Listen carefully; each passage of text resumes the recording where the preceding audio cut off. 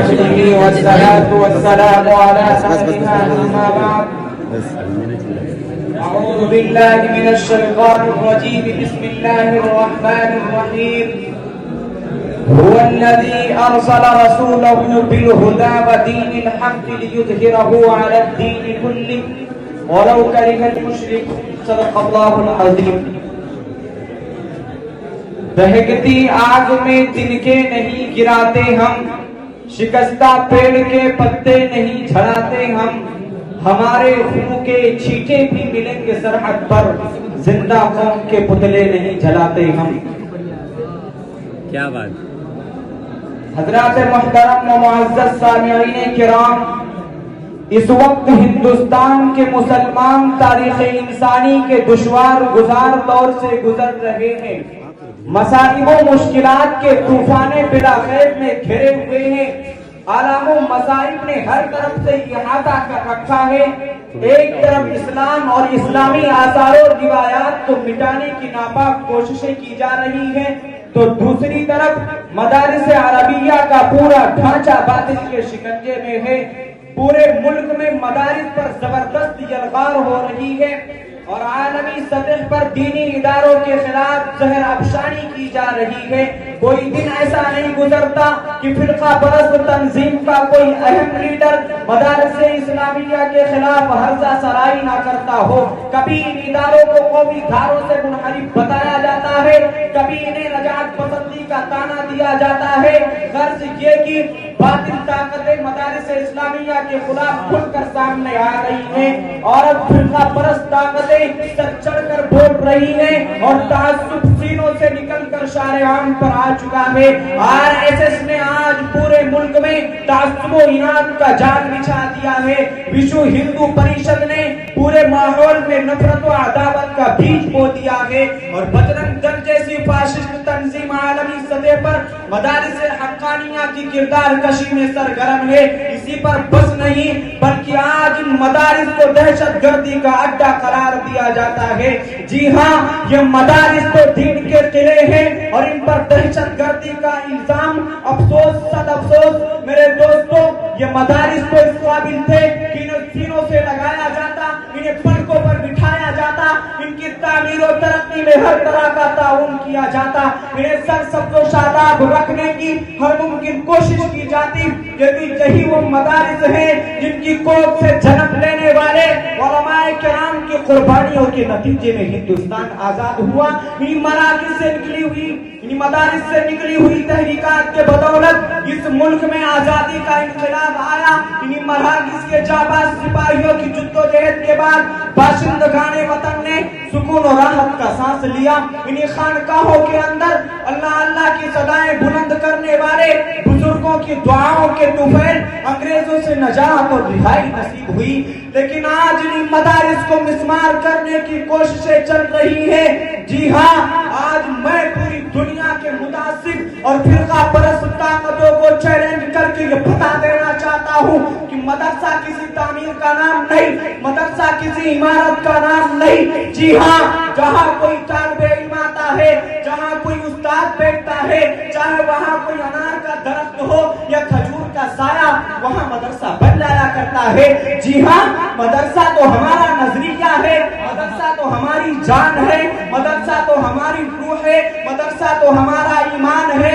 رب کعبہ کی قسم، اب انہیں گرانے والے خود گر جائیں گے، اب ان سے ٹکرانے والے خود پاش پاش ہو جائیں گے. باشندگان ہند بڑے دکھ اور افسوس کی بات ہے، آج یہ سوال کیا جاتا ہے کہ مدارس نے دنیا کو کیا دیا. کیا یہ سوال درست ہے؟ میں کہتا ہوں قطعاً درست نہیں ہے. سائل کو سوال کرنا ہی نہیں آیا. اگر سوال کرنا ہی تھا تو سوال یہ کرتا کہ مدارس نے دنیا کو کیا نہیں دیا. ارے باشندگان ہند، تم تو ناسی بن چکے ہو، تم تو غدار بن چکے ہو. تم نے اگرچہ تاریخ کو بھلا دیا لیکن ہمیں اپنے آباء و اجداد کی تاریخ یاد ہے.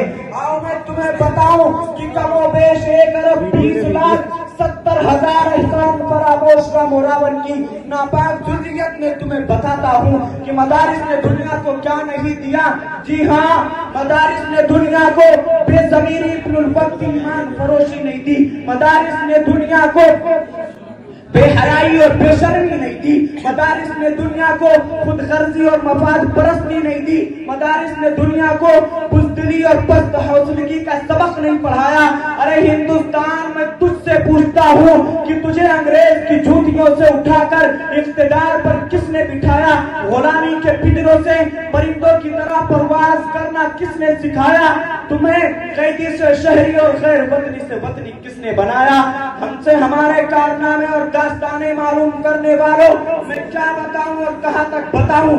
اگر تم سے ہو سکے تو ہماری داستان افریقہ کے برپا کیے طوفان سے پوچھو، ہماری داستان بالاکوٹ کی پہاڑی سے پوچھو، ہماری داستان شاملی کے میدان سے پوچھو، ہماری داستان عدالت کے کٹہرے سے پوچھو، ہماری داستان پھانسی کے پھندوں سے پوچھو، ہماری داستان کالے پانی سے پوچھو.